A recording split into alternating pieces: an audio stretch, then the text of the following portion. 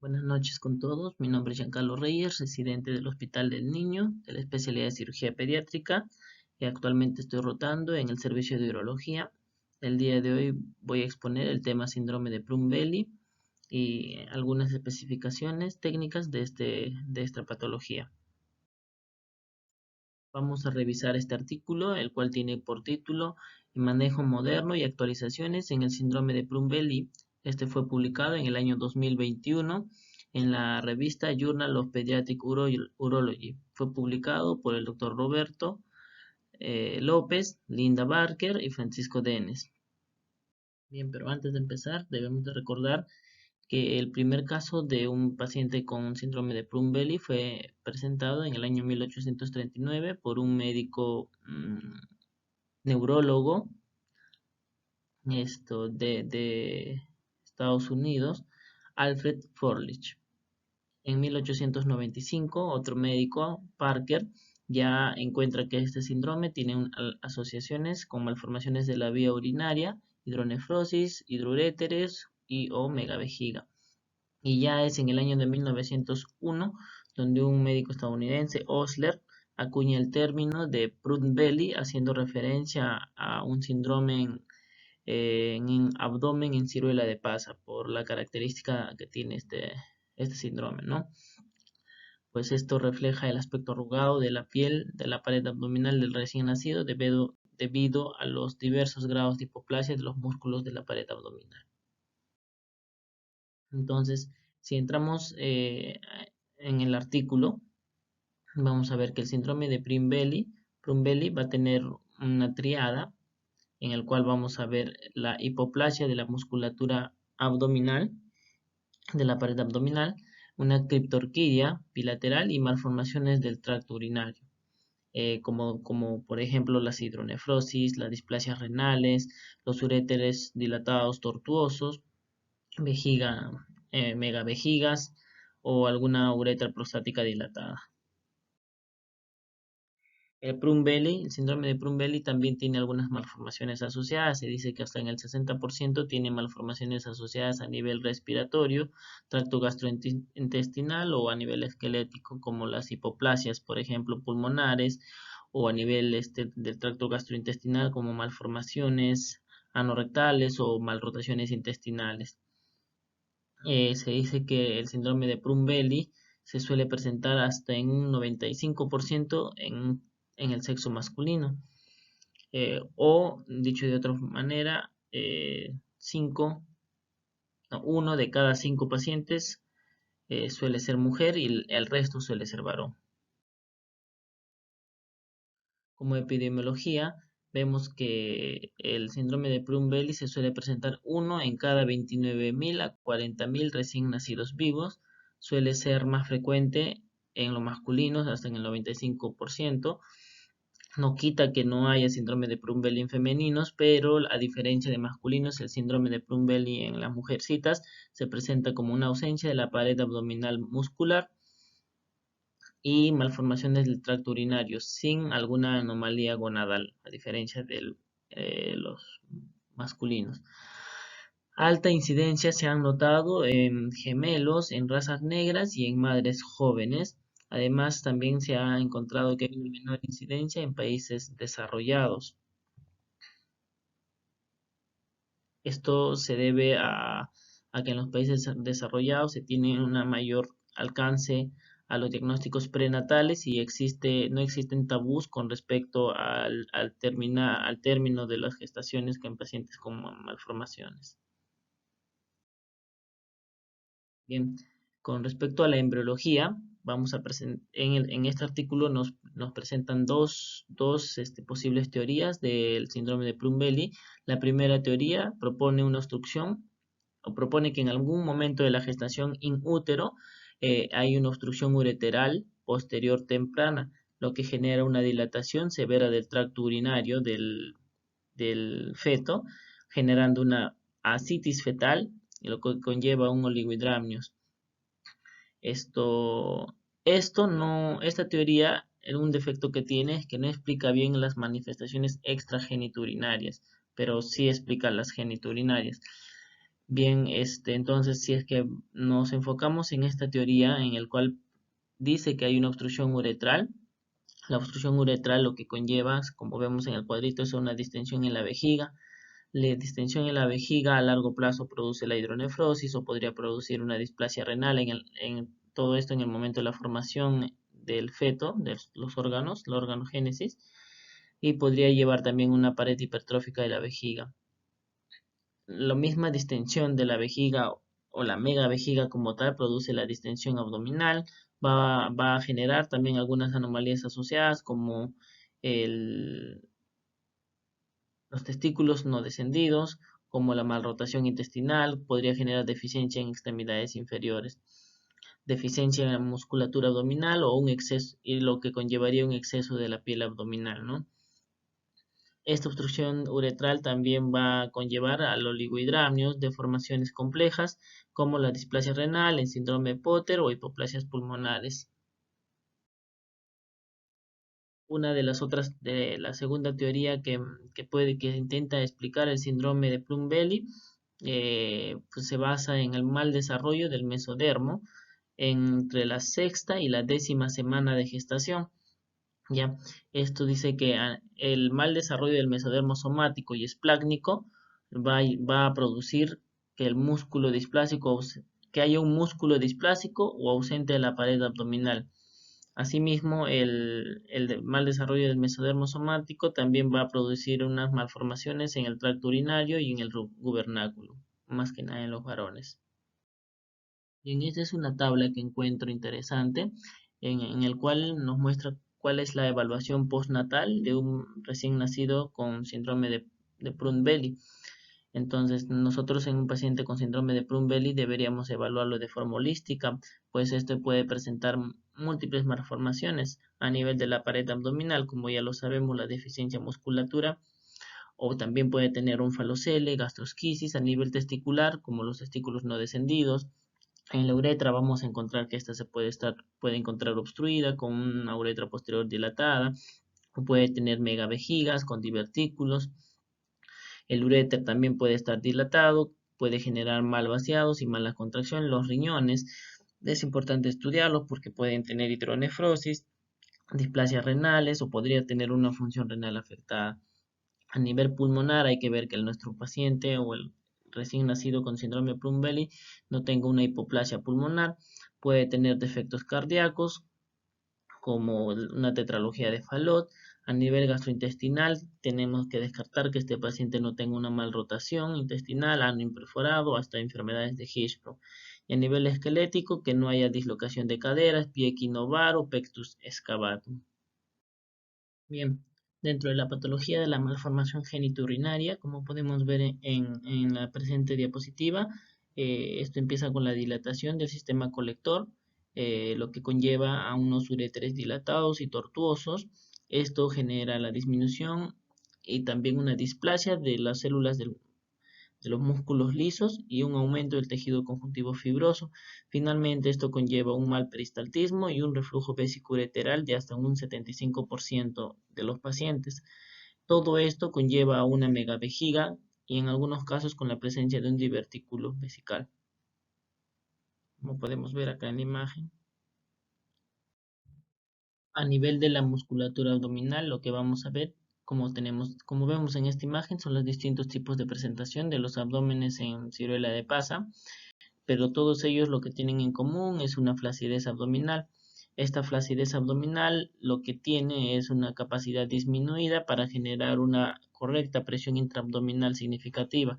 Entonces, si tenemos una presión abdominal disminuida, lo que va a haber como reflejo va a ser una disminución en la eficacia de reflejo de la tos, con lo que va a producir en el bebé neumonías, atelectasias lobares y frecuentes dificultades pulmonares. Este es un artículo publicado en el año 2019, en el cual se trata de categorizar de acuerdo a un score. El score se llama RUBACE por las letras de forma acrónima. Trata de categorizar al síndrome de Plum-Belly por la severidad, leve, moderada y severa, ¿no? Entonces el score es RUBACE Rubase hace referencia a las iniciales de R de renal, U de ureteral, B de bladder o vejiga, A de abdominal, C de criptorquidia y E de alguna malformación extragenitourinaria. Entonces, como podemos ver en la tabla, por ejemplo, tenemos puntajes en cada letra. A nivel renal tenemos desde el 1 hasta el 4, siendo el 1 una dilatación, una displasia renal. El 2, en el cual hay un daño renal resultando en una disminución de la tasa de filtrado glomerular de 30 a 59. En el puntaje número 3 ya hay una severa disminución de la función renal y en el tasa número 4 ya hay una tasa de filtrado glomerular menos de 15. Incluso pacientes que ya están en diálisis o son necesarios de trasplante. Así tenemos también en el ureteral, en el cual un puntaje de 1 es un reflujo vésico ureteral de grado leve. Un puntaje de 2 ya es un paciente con reflujo vésico ureteral de alto grado, persistente. eh, y así tenemos en puntaje de la vejiga, en puntaje abdominal. Entonces es interesante para poder repasar o revisar este puntaje y poderlo aplicar, ¿no? Entonces se suman los puntos que tienen en cada ítem y de acuerdo a ello se clasifica de 0 a 11 en los pacientes con una severidad leve, de 12 a 17 severidad moderada y mayor de 18 una severidad ya un severo, ¿no? Bien, este mismo artículo que acabo de presentar del score Rubase también nos presenta esta tabla en el cual nos presenta el síndrome de Plum-Belly en tres categorías. En el primero, que es un síndrome de Plum-Belly aislado, el cual se presenta solamente el paciente con la tríada clásica del síndrome de Plum-Belly. También clasifica al síndrome de Plum-Belly agregado o el sindrómico. El sindrómico en el cual ésta tiene algún síndrome agregado, como por ejemplo el síndrome de Duchenne o el de Pierre-Robin secuencia, el síndrome, una asociación Bacter. Y el síndrome de Plum-Belly Plus, que es el agregado, el cual el paciente tiene la triada clásica, pero tiene alguna otra patología única agregada, como un hepatoblastoma, como alguna malformación a nivel del nervio óptico, como una pérdida auditiva o como midriasis congénita. Entonces, el manejo de los pacientes con síndrome de Plum-Belly es multidisciplinario, pero de estos el que tiene que llevar o es que está a la cabeza es el urólogo pediatra. El urólogo pediatra tiene que convocar al fisioterapeuta, al neumólogo pediatra. También tenemos que tener un nefrólogo pediatra, un traumatólogo pediatra. En nutrición nos tiene que ayudar bastante en estos pacientes, los gastroenterólogos pediatras y psiquiatría cuando ya el paciente empieza a crecer y a tener conocimiento de la patología que él tiene, ¿no? Actualmente hay artículos que hablan sobre la reconstrucción completa de un paciente con síndrome de Plum-Belly, es decir, una reconstrucción urinaria alta, baja, la abdominoplastía, realizarle la orquidopexia abierta y más una circuncisión si es que necesitara el paciente. Esta reconstrucción completa fue realizada por primera vez en los años 70 por Woodard. Él hizo una reconstrucción completa en 18 pacientes, en pacientes menores de 6 meses. Fue realizado también en 1990 en 15 pacientes por Randolph. Finalmente también lo realizó Francisco Denes ya en el año 2015 en 46 pacientes, todos ellos en pacientes alrededores del año de vida. ¿Cuál es los principios y el objetivo de las cirugías? Pues la reconstrucción completa tiene como objetivo bajar los testículos antes o durante el segundo año de vida, pues estos en un paciente con síndrome de Plum-Belly no van a bajar. El reflujo que tiene un paciente de síndrome de Plum-Belly no se va a resolver a menos que tenga un tratamiento quirúrgico. La vejiga va a seguir expandiéndose, por lo que estos pacientes de repente van a necesitar una reconstrucción urinaria.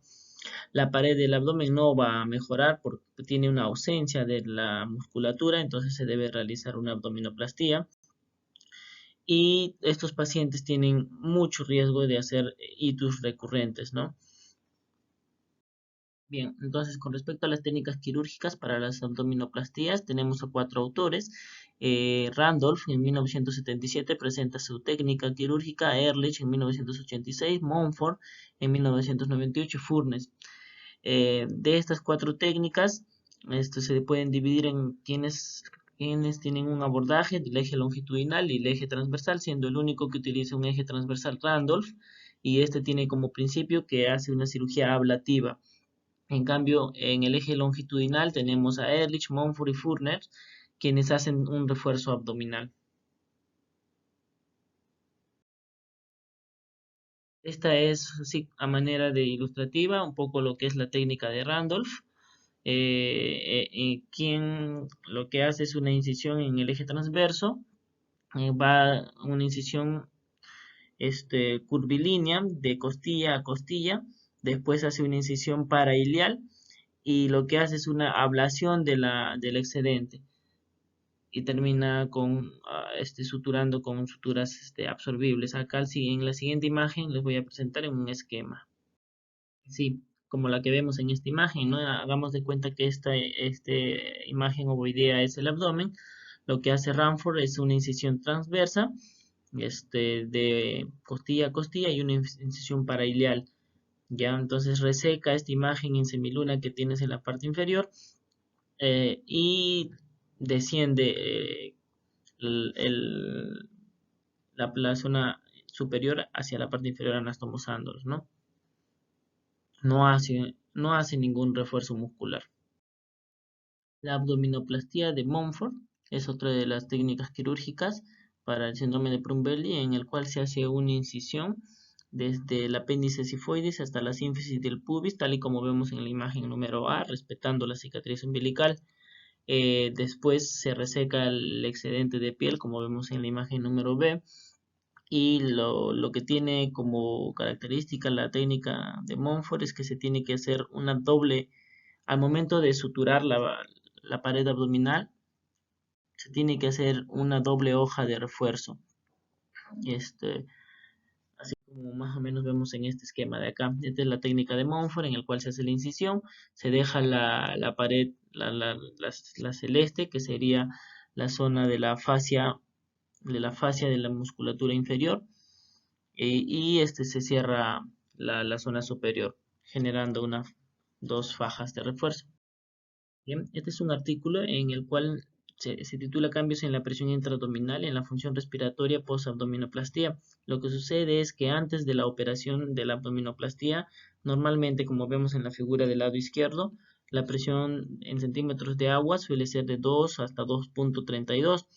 Y después de la operación, incluso en el momento de solamente de ya cerrar la aponeurosis, la presión que es de 2.32 suele duplicarse hasta 5.4, que es al doble de lo que normalmente tenía el paciente.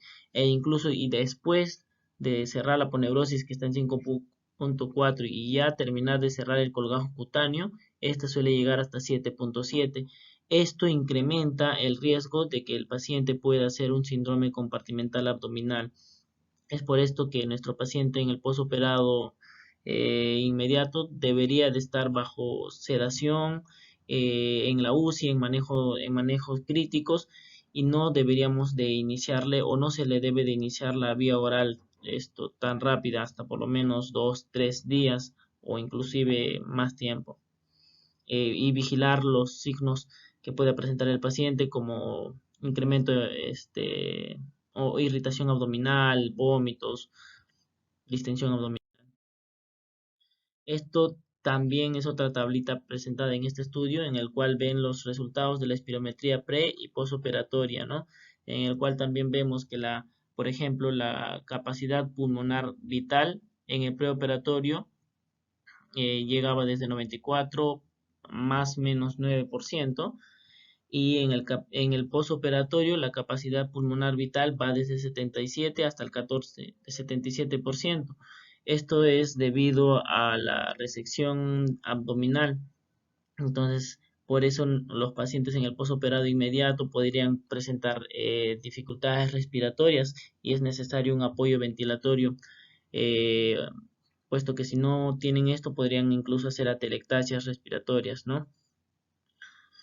Vemos además el esfuerzo expiratorio forzado de los pacientes en el posoperatorio, por ejemplo, ¿no? Significativamente disminuye su esfuerzo posoperatorio de 2.66 a 2.25. Entonces es necesario que el paciente esté con un apoyo respiratorio. Finalmente, lo que debemos de saber en los pacientes que se realizan una abdominoplastía es que en el posoperatorio inmediato ellos deberían de salir con un apoyo ventilatorio, pues hay modificaciones en los cambios de la presión intraabdominal, los cuales repercuten en la función respiratoria. Entonces debe tener un apoyo ventilatorio, se debería de vigilar los signos de un probable síndrome compartimental abdominal, motivo por el cual el paciente debería estar bajo sedación, no debería de comer o no se le debería iniciar la vía oral temprana. Además, estos pacientes hay que tenerlos en cuenta que se le ha hecho una incisión extensa desde la apéndice sifoides hasta la sínfisis del pubis, entonces ellos van a cursar con dolor. Este dolor les va a generar un llanto y el llanto les va a generar que incremente la presión abdominal. Podrían también generar los pacientes una infección del sitio operatorio, pueden tener seromas. Otro que podría tener nuestro paciente son las necrosis de la piel e incluso algún paciente podría a la larga plazo ir a una reconstrucción umbilical, ¿no? Eso sería todo. Gracias.